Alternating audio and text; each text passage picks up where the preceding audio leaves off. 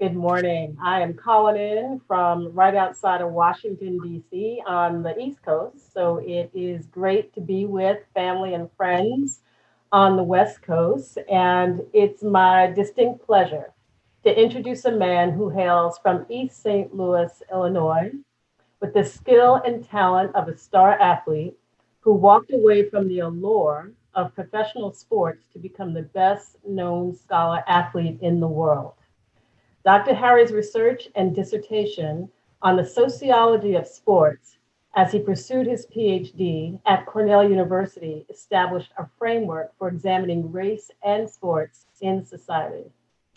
He has gone to become an author, an activist, an architect of the Olympic protest in Mexico City, consultant to teams including the San Francisco 49ers and the Golden State Warriors, and is currently Professor Emeritus of Sociology at UC Berkeley. Along the way, Dr. Harry was and still is making good trouble as a highly sought after strategist and resource to athletes boldly protesting societal inequities and calling out glaring disparities in the institution of sports, such as the lack of Blacks in front office positions and among owners and the coaching staff. I'm sure you've seen him on CNN, ESPN, First Take, and in mainstream publications, including Sports Illustrated and New York Times. In the interest of time, I could go on, but in the interest of time, I want to point you to his full bio in the program and suggest that you Google him, as we want to spend as much time as possible listening to his important message, Taking a Knee, a history of athletic resistance. I'll come back at the end of Dr. Harry's talk, but for now, Dr. Harry, you've got it. Thank you very much. I deeply appreciate the introduction and most certainly the brevity of it. There's so much going on with athletes today. There are so many things that they're sacrificing, so much that they're putting on the line. I think we have a special obligation to understand what they're doing, why they're doing it, the price that they're paying for doing it, and what our obligations are in terms of follow through. Let me begin by saying that we're going to try to do what is essentially a 30,000 foot overview of the whole history of athlete activism in this country in order to put today's circumstances in perspective. I've done this before. I've undertaken this task before. In 2014, I gave a lecture at the University of Massachusetts where I made two predictions that I found out 5 or 6 years later that the graduate students and sports scholars who were in attendance considered to be totally insane. I stated that the time would come when athletes would refuse to play or to practice because of issues that had come over the stadium wall that they were concerned about. The second thing that I stated was that in coming years, because of the internet and the power and status intrinsic to their platforms and their circumstances as world-class athletes, when you're looking for the next generation of mass movement leaders, when you're looking for the next face of the movement, don't look for somebody wearing the collar of a clergyman. Don't look for somebody from the political world. Look for somebody wearing sneakers or cleats, because that is the inevitable dynamic that is in play as we approach critical social issues today. So the very first time that Colin Kaepernick sat on a cooler to protest injustice, I went into the locker room after that preseason game and I asked him for his shoes, for the gloves that he wore, for the jersey that he wore, to have them autograph all of that along with some other memorabilia. And I sent it to Lonnie Bunch, who at the time was curator of the National Museum for African American History and Culture. And I asked him to put these items in a kiosk right between Muhammad Ali and Tommie Smith and John Carlos. He asked me, why would I do that? Who is this guy? I said, just do it, because that's where he belongs. Of course, Muhammad Ali became the most recognizable face on earth during his years in exile from boxing, and most certainly after he came back, and Tommie Smith and John Carlos and their protest from the Victory Podium in Mexico City in 1968 created what is widely considered the most iconic sports image of the 20th century. In October of 2019, the National Museum of African American History and Culture did, in fact, open a kiosk right there with Smith and Carlos and Muhammad Ali for Colin Kaepernick. And that was something that was clearly coming because what Colin Kaepernick did presaged what was, in point of fact, the fourth wave of athlete activism in this country. I've been asked as recently as yesterday, most certainly down through the years. I was asked as recently as yesterday as well by a reporter from USA Today, how could I know these things, much less predict them? My response was the same thing that I told US News and World Report when I stated that the Soviet Union would not participate in the 1984 Olympic Games in 1980. When I told local Oakland Tribune writer Monty Poole that we would come to a time in sports in this country when millionaire athletes would be involved in all kinds of crimes up to and including murder.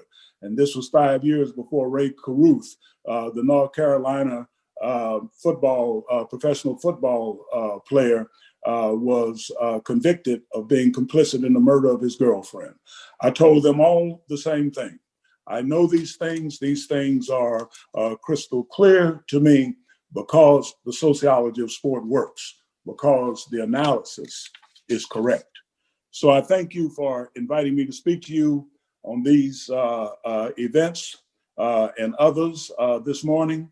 I only have about 25 or 30 minutes, so I want to stick pretty close to my notes and go over what is in effect 125 years of Black athlete activism to tie it into the challenges that we face today and the important work that you and your organizations do.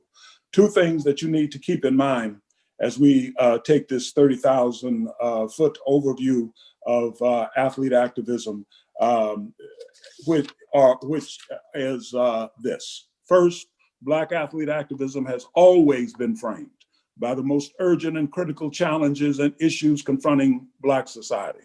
And secondly, Black athletes have not only been historically involved in meeting these challenges and issues, they have invariably, not sometimes, not many times, but invariably been in the forefront of the vanguard that was involved in those struggles. They have not just participated, they have modeled strategic responses and methods and goals in terms of addressing these issues. The first wave of athlete activism was in response to the Supreme Court decision, Plessy versus Ferguson, in 1896. This was a reaction on the part of American society to Reconstruction. As Justice John Marshall Harlan, the only dissenting opinion on that court, stated, the expressed, expected, and acknowledged intent of Plessy versus Ferguson is to push the Negro back as close to slavery as possible without calling it that. Plessy versus Ferguson was not intended then to institute separate but equal, a catchphrase taken from a December 1895 speech by Booker T. Washington, in which he stated, Blacks and whites in America can be as separate as the fingers, but act like, as one like the hand in all issues of mutual interest. But Black athletes were already struggling against definitions and concepts of Black inferiority established under Plessy versus Ferguson at the time that the Supreme Court issued that edict. In 1896, even as the ruling was being issued, Major Taylor was fighting for the right to participate in major cycling events in his own country. He was a superstar in Europe and in Canada and in Australia. But in this country, he could not participate because of his race. He would be equivalent today of an Indy 500 champion But there were no cars back in that time. Cycling was about as fast as you could go. He was the first Black superstar athlete in American society. And even as that Supreme Court edict was being issued in 1896, he was fighting to broaden the democratic participation of Black people, and most specifically himself, in the mainstream of American society. That first wave was also expressed by Jack Johnson in 1908, who pursued white champions all over the world in order to get a shot at the heavyweight boxing championship, which he finally did when he fought Tommy Burns, a Canadian, in Australia to become the first Black heavyweight champion.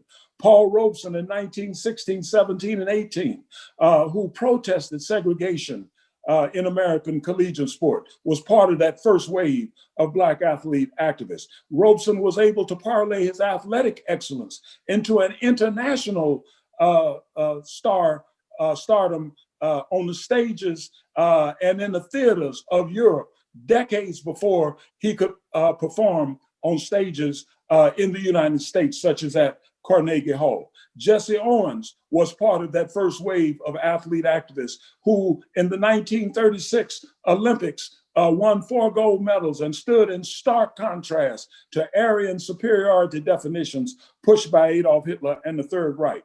And of course, Joe Louis, in another international conquest, knocked out Max Schmeling in 1938. The thing that you have to understand about all of these first wave athletes is that they made their achievements and got their greatest respect in the international realm and were shut down for the most part in mainstream American society.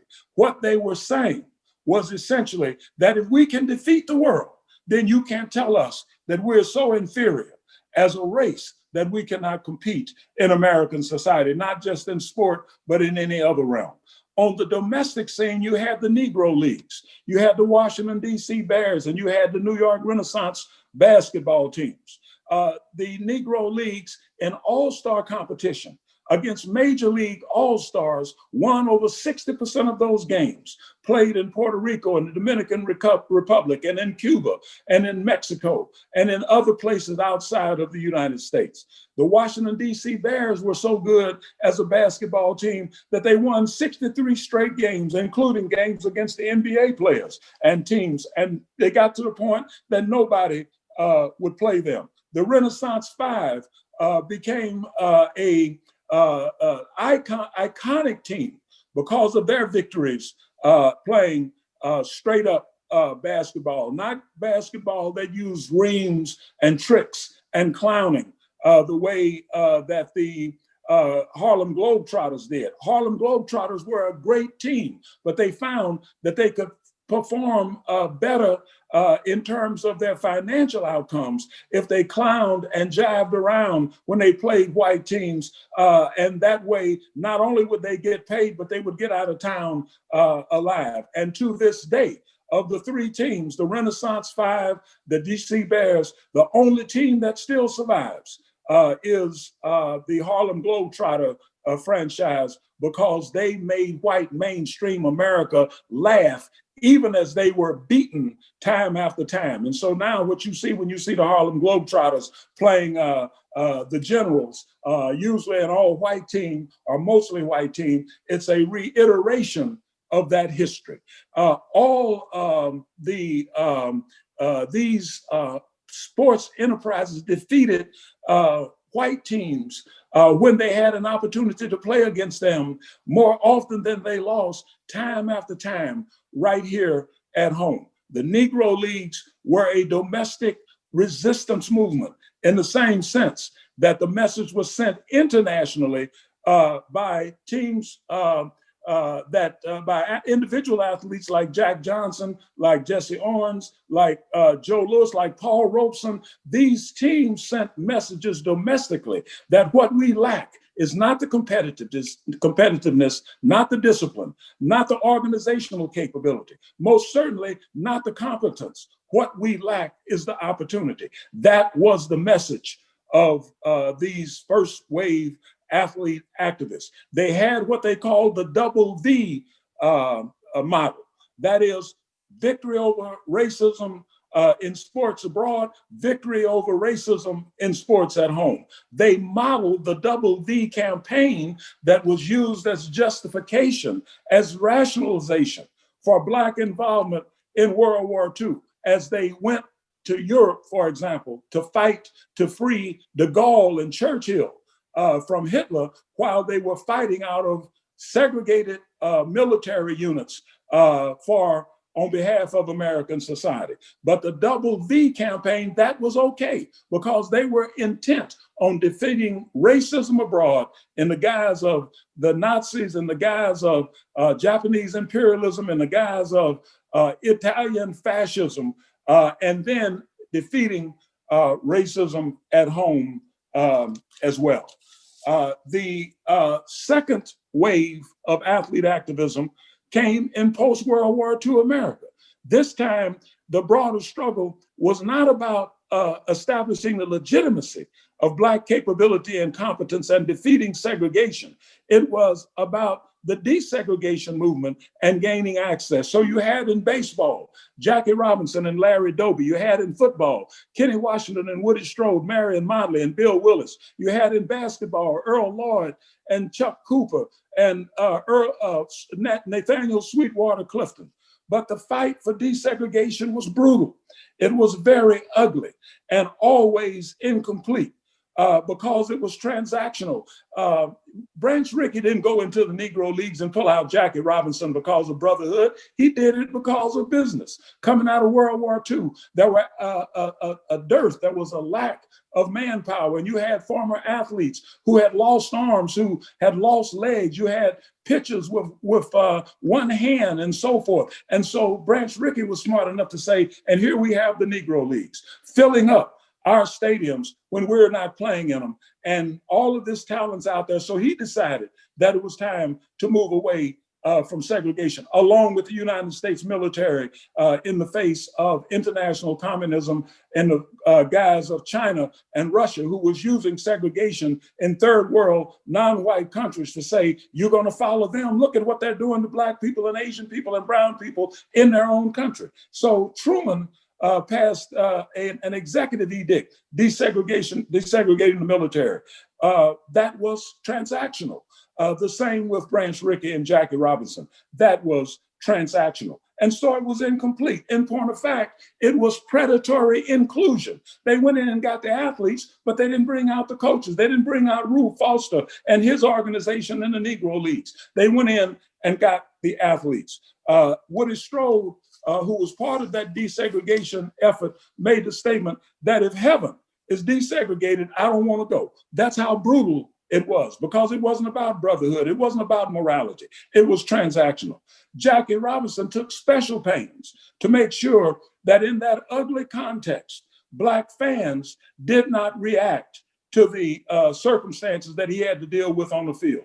In 1972, in his biography, I Never Had It Made, he stated, I took great pride in the clergy and community organizers who trained Negro fans not to react to the racial slurs that they heard as well as I did, to people sliding into second base with their spikes up, trying to hurt me, to pitchers who threw at my head, to opposing managers who called me names as I walked to the plate. In training this discipline, this was the first action in the guise of nonviolent direct action. This was 10 years before Dr. King came on the scene. In 1957, a year after Jackie Robinson retired, a year after Dr. King took over the Montgomery bus boycott effort and established the Southern Christian Leadership Group, he and Jackie Robinson received honorary doctorates from Howard University. And Dr. King acknowledged his debt to Jackie Robinson and the nonviolent direct action that he inspired and the way he handled himself on the field. Jackie primed the pump, paved the way for Dr. King. Jackie Robinson was our Gandhi. He was the one that framed up the goals, the methods, the interest, if you will, of athletes in vanguard positions in terms of pointing the way to gaining access, not just in sports, but in the general society. The third wave of athlete activism came about as contradictions in the second wave, as I stated. The second wave had to deal with some ugly situations. They had to deal with some incomplete situations. The third wave of athlete struggle was about dignity and respect. That is, they were saying access is not enough. We want to be respected as total and complete human beings. Muhammad Ali, Kareem Abdul-Jabbar, and others fought in order to legitimize even their names. You remember books like this, Muhammad Ali, What's My Name? There were books written about that struggle. He and Bill Russell and Jim Brown and Arthur Ashe and Kurt Flood and of course Smith and Carlos struggled for dignity and respect. Athletes in doing so established a new level of completeness to the access that Jackie Robinson and Larry Doby and Woody Strode and Kenny Washington and all those athletes had struggled for in the second wave of athlete activism. Bill Russell stated straight out during this third wave of activism, don't call me a basketball player. I'm not a basketball player. I'm a complete and total man, and I demand being respected as such. I want my full respect as a human being, my full human rights. So don't call me a basketball player. I'm a total human being who just happened to do one thing better than anybody else on earth, and that's win football games. Jim Brown stated straight out, I play football for respect. These athletes were followed by people like John Thompson and Nolan Richardson, and ultimately they were followed by Tony Dungy hoisting the Lombardi Trophy, because part of dignity and respect was getting jobs outside of the predatory inclusion that had brought Black athletes into mainstream sports and left everybody else behind. We wanted to respect the dignity to be coaches, to be managers, to be even owners. And this is what you saw moving in that direction with John Thompson winning the first NCAA championship basketball by a Black coach. What you saw with Nolan Richardson doing the same thing. What you saw with Tony Dungy ultimately hoisting the Lombardi Trophy. This was the result of Black athletes' contributions to the struggle.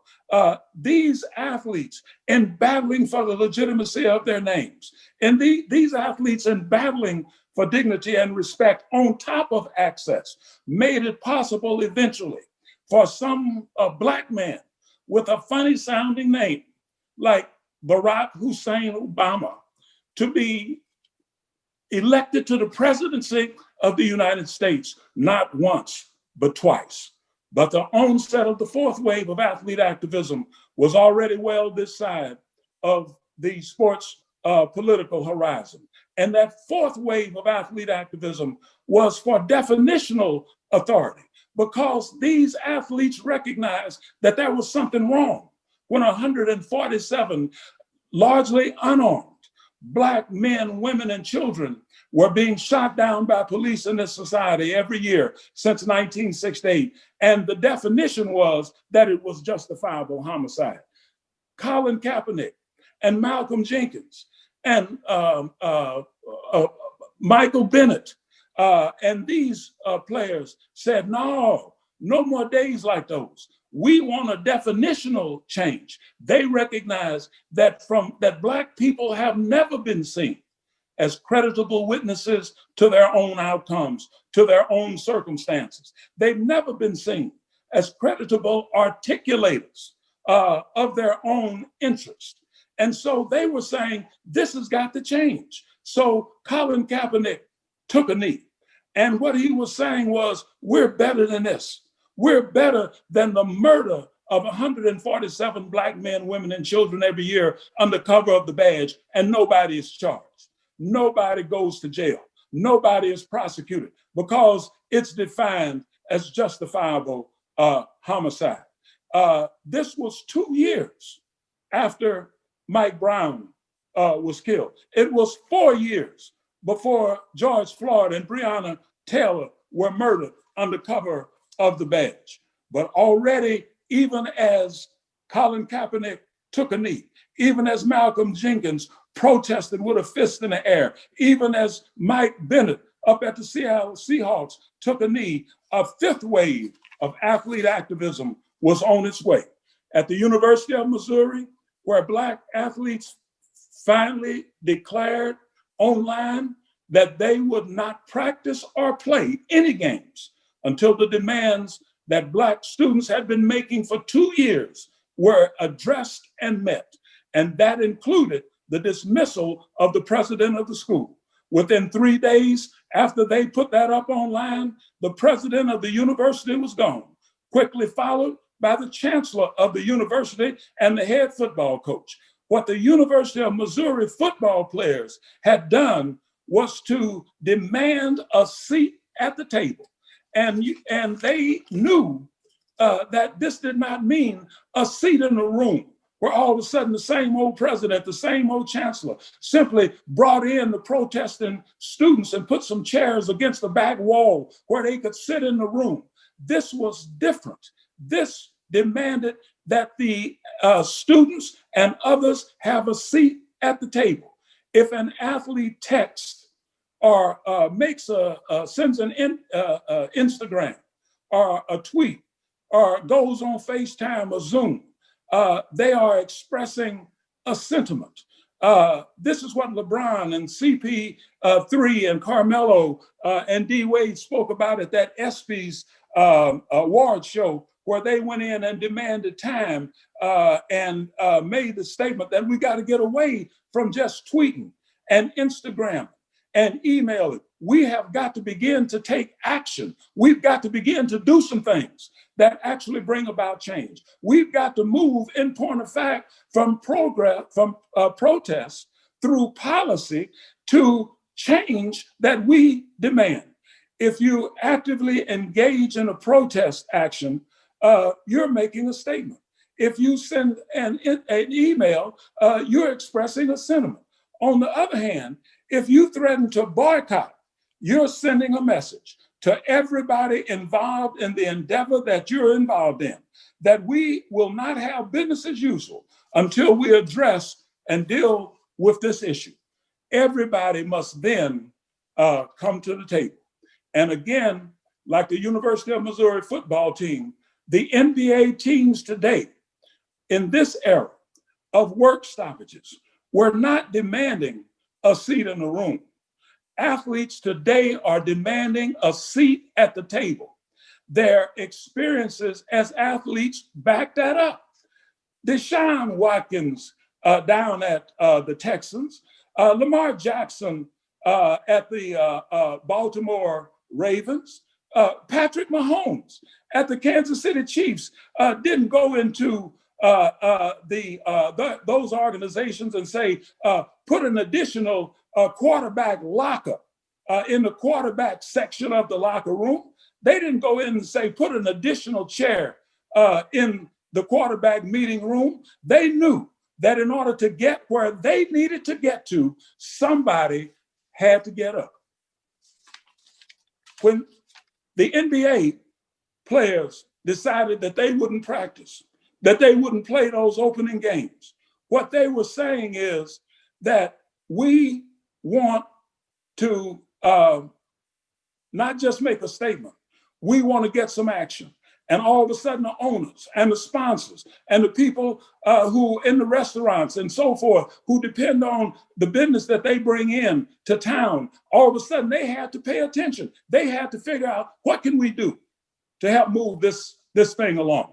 And the thing that I love about the players in the NBA, the thing that I love about all of the athletes who've been involved in this process, Maya Moore, Naomi Osaka, Serena Williams. What I love about all of them is that they understand that having a seat at the table typically means that somebody has to get up. And they put as their major strategy, their next step, getting out the vote. Why?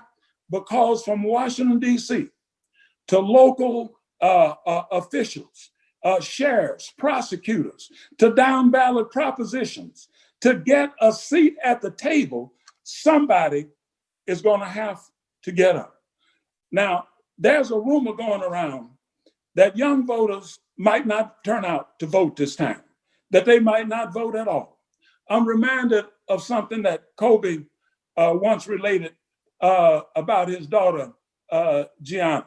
Said they were leaving a game and some knuckle-dragging misogynist stood up and shouted, "Hey, Kobe, you better have a son who can step in to your shoes in basketball and continue the legend." Before Kobe could answer, Gianna, who was walking right there with him, said, "Hey, don't worry about it. I got this."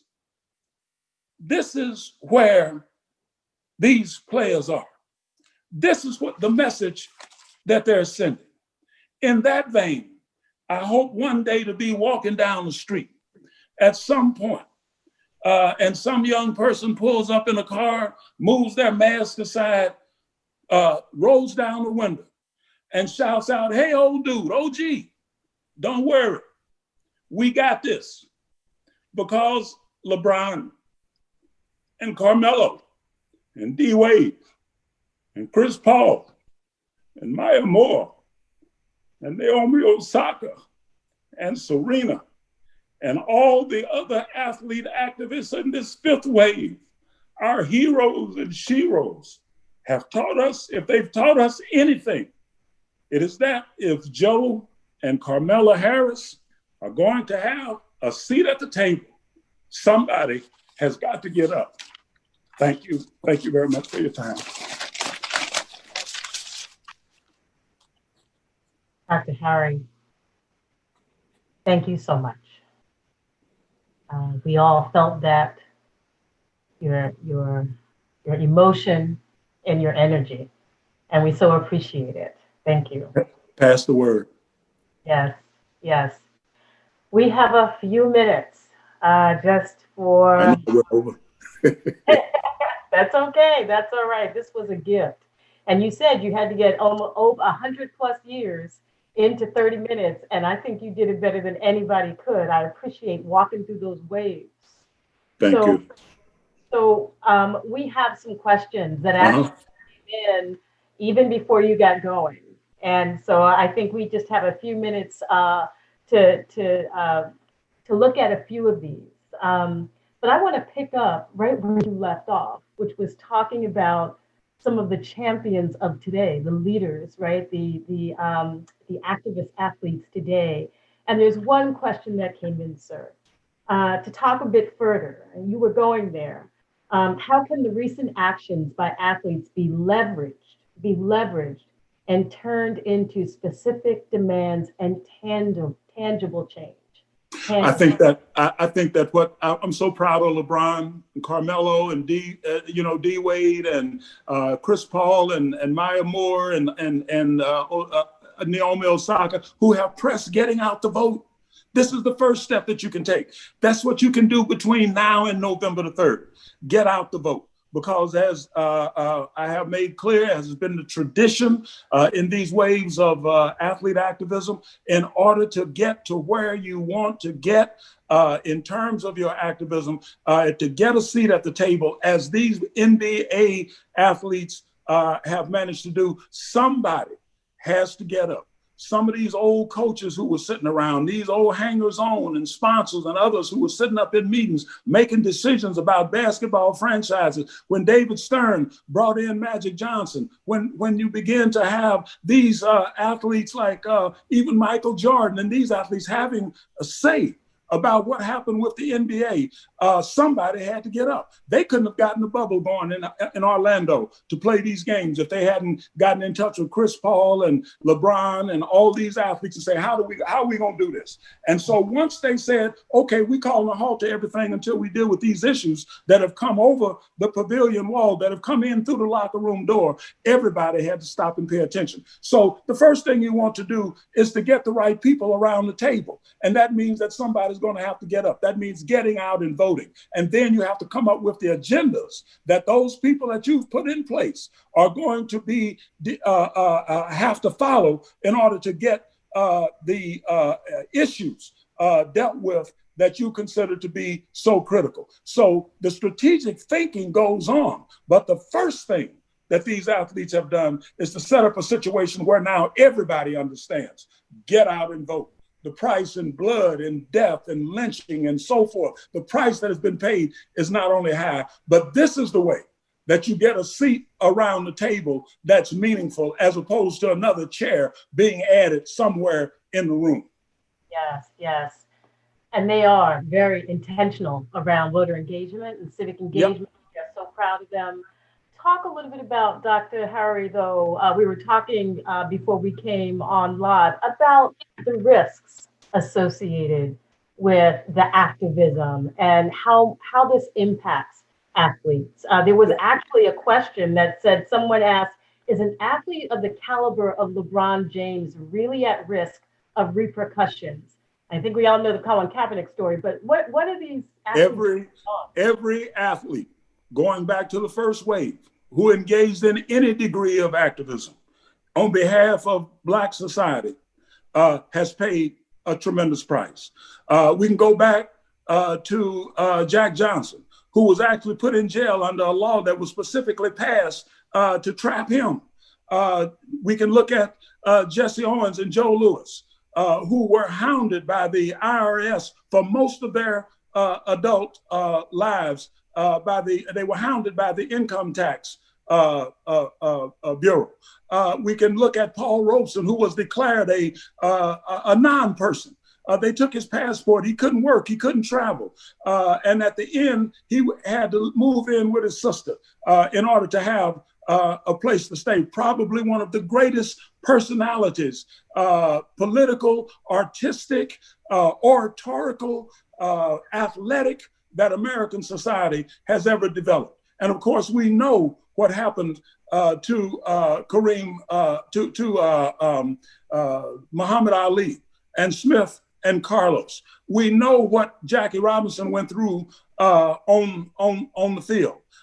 We know what Bill Russell went through. I mean, they called Bill, his name is William Felton Russell. They called him Felton X because he said, we have a problem with racism, not just in the South, but right here in Boston, right here in Massachusetts. And all of a sudden, he began to catch hell. And most certainly, the story of Kaepernick is clear. But even when you're just a great athlete, you pay a price. Do you realize if Serena and Venus were white, they would have their images up on Mount Rushmore.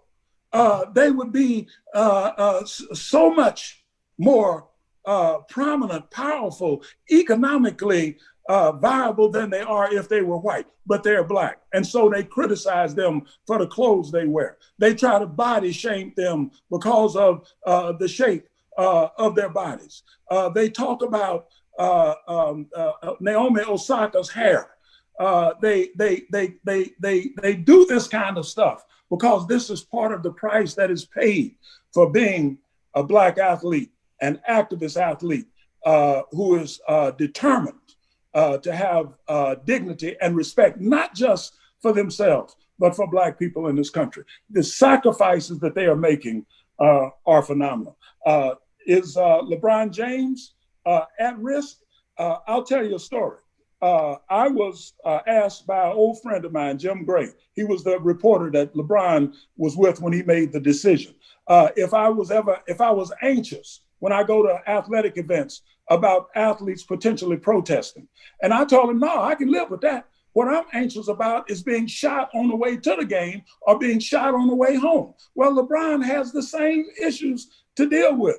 The money that he's making playing basketball, his status and stature in the gym is great, but he could be shot on the way to the gym or on the way home from the championship game. He realizes that, and that's why he stands up. That's why he puts up with the epithets painted on his home. That's why he puts up with all the negative publicity and people saying negative things, both in the sports media and in the general media about him. That's part of the price that these athletes are willing to pay. And LeBron is as vulnerable as Colin Kaepernick is, just in a different way. That is so helpful. So the repercussions have been, throughout the ways that you helped us understand. And there was a question, Dr. Edwards, that came in around comparing this current movement of athletic activism specifically to the movement around the '68 boycott of the Olympics. Can you talk a little bit about how the current movement compares, given your historical analysis? Yeah, it's like comparing movements over different different eras is a lot like comparing athletes over different eras. The rules and the technology and everything change so much. The comparisons are really unfair and in some instances even unfounded. When I organized the Olympic Project for Human Rights in 1968, I would use a rotary telephone. Excuse me, I'm going to put on my glasses, otherwise I'm going to start squinting in this light. I use a rotary telephone, and maybe I would dial 50 people because there was no voicemail and I didn't have a secretary. Maybe I'd be there when 20 of them called back. Maybe 10 of them would think that I wasn't totally insane, and maybe 2 would say, what can I do to help? Today, because of the technology, an athlete can go online and put his message out and hit the single most powerful word in the history of the English language, SEND. And all of a sudden it's out to 1 million people, who send it out to 2 million more, who send it out to 4 million more. So at the end of the day, the technology has changed what the athletes are capable of today. The University of Missouri went online and made their demand, and 3 days later, the president was gone.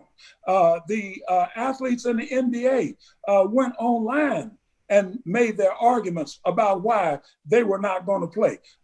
Colin Kaepernick, sitting on a cooler, was put up online, went virtual, which is why he had so much of the influence that he had. And so the differences between athletes today are not only in the wave of activism and the character of the struggle. All of these athletes today stand on the shoulders of those waves of athlete activists who came before. Kaepernick stood on the shoulders of Smith and Carlos, who stood on the shoulders of Jackie Robinson and Larry Doby and Kenny Washington, who stood on the shoulders of Jack Johnson and Jesse Owens and Joe Louis and Paul Robeson. These athletes today stand on the shoulders of Colin Kaepernick. They stand on the shoulders of giants. And so their struggle is different. The other thing that I would say is this. These struggles are going to go on. No athlete wave is going to win the war, but they can win some significant battles so that the athletes who come after them, even if they're fighting for some of the same, around some of the same issues, definitional authority, power, a seat at the table, and so forth, they will have more to fight with. When you stand on the shoulders of giants, you stand taller, you can see farther, you can reach higher, and that's where these athletes today are. That's what came out of 1968 for them. This has been amazing. We could go on forever and we do not have enough time. I say, Taking a Knee, A History of Athletic Resistance. Dr. Harry Edwards, thank you so much for your leadership, for helping us understand our history.